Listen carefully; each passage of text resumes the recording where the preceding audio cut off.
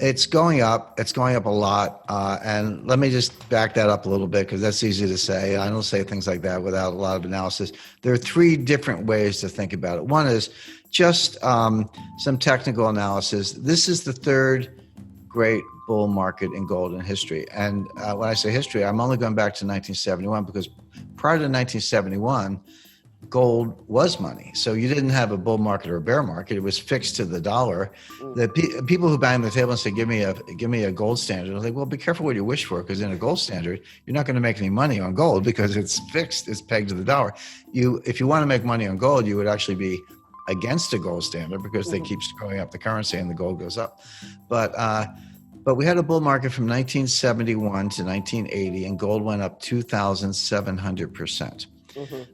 Then we had a bear market from 1980 to 1999, and gold went down from $800 to $250. So that's, do the math, that's 60 or 70%. Then we had the second great bull market from 1999 to 2011, and gold went up 670%. Then we had a bear market. It's so funny how these things go in cycles. From 2011 to 2015, but you can call the bottom. It was December 16th, 2015. Gold was $1,050 an ounce. I'm talking US dollars.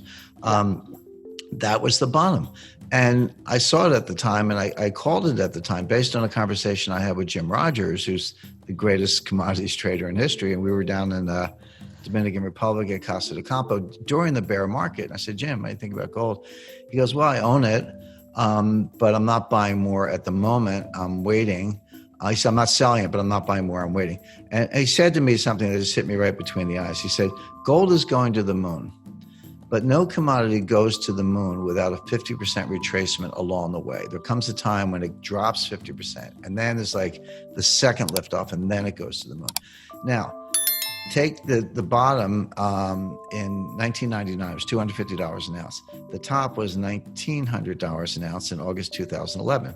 So that's $1,750. Half of that, so 50% retracement would be down $825. So 1,900 minus $825 puts you at 1,075. Well, bingo, 1,050. That's close enough for government work, as we say.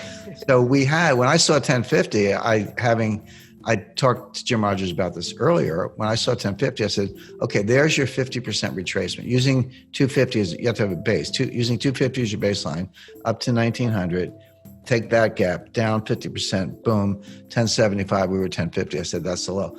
Now it's getting close to 1,900 again. I mean, actually, on an intraday basis, I think it just kind of kissed the all-time high. It was like right there. So there's the full retracement of the bear market. But this bull market, the third great bull market, started December 2015. We are up almost 90%. You go from 1,050 to 1,900. That's about 90%, 86, 87%. Yeah. But bear in mind, the last two bull markets, remember what I said, 2,700% and 670%. So 85% is great. But when you get into like 600, 700, 800%, or 2,000%, you're talking about $15,000 by 2025. So if we just did the average of the two prior bull markets, I'm not even talking about the higher of the two. Take the two bull markets, average the duration and the gain, and then apply it to December 2015. You get to the exact number is $15,000 by 2025. $15,000 an ounce by 2025. But people go, that's 4 years away. It's like 5 years away. I was like, yeah, but to get to from 2,000 to 15,000, you got to go 3,000, 4,000, 5,000, 6,000. You can make a ton of money. So that's where it's going. Now, could it go down tomorrow? Sure. I mean, the gold's volatile. I don't get too hung up on it because I'm kind of a buy and hold person. You know, I don't get too euphoric when it goes up, but I don't get depressed when it goes down. In fact, when it goes down, I like to see it go up for our listeners and our readers. But personally, I don't mind when it goes down because you can buy more at a cheaper price because I know it's going up. I know where it's going. So the answer is, and just a little, again, sixth grade math is usually sufficient. When you get to higher levels, a fixed dollar increase is a smaller percentage increase. So people go, oh, it went from 1800 to 1900, it went to 2000, 2100, and that's a big deal and good for all of us.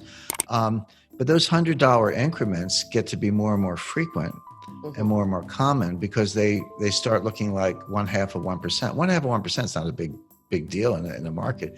So you're going to see that on a daily basis. So my advice to people, of course, is buy gold. But I said that at 1100, 1200, 1300, 1400, 1500, 1600. I've said it all along, and people don't buy it. People also accuse me. They say, "Well, Jim, you're just talking your position. You're just trying to sell gold." I'm not a dealer. I don't make any money. If you buy gold, good for you. But I'm not in the business. I'm a writer. I'm an analyst, but I'm not a gold dealer. I'm actually one of the few analysts, apart from yourself and a few others, who are not gold dealers. But I think that gives you more credibility because you're not selling gold, you're understanding gold. But for anyone who hasn't bought it yet, of course, denial is a powerful thing. They'll say, well, I missed the boat. Now it's up this high, it's going to go down. You haven't missed the boat. I mean, again, 80, 90% is a good run, but this is going to go multiples of that. All right, let's dive a bit deeper into what we've covered about gold. So, we've been seeing gold prices going up quite a bit lately, and there are a few factors behind this trend that we can break down.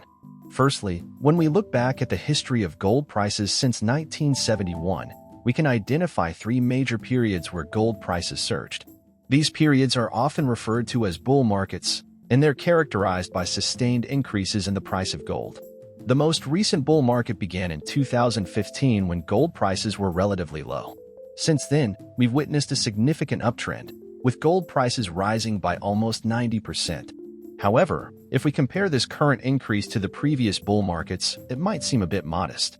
For instance, in the past, we've seen gold prices skyrocket by 2,700% and 670%, making the current surge seem comparatively smaller. Now, looking ahead to the future, some experts are making bold predictions about where gold prices could be headed. There's talk of gold reaching a staggering $15,000 per ounce by 2025. That's a substantial jump from where prices stand today. But, of course, we have to consider that the path to that price level may not be smooth sailing. Gold prices can be quite volatile, meaning they can experience significant fluctuations in the short term. Despite this volatility, many investors still view gold as a valuable asset to have in their portfolios. That's because gold has a reputation for holding its value over time, especially when other investments might be struggling. So, if you're thinking about adding gold to your investment mix, it could be worth considering for the long term. In essence, the story of gold is one of resilience and opportunity. While we can't predict exactly where gold prices will go in the future, understanding the historical trends and current market dynamics can provide valuable insights for investors looking to navigate the world of commodities trading.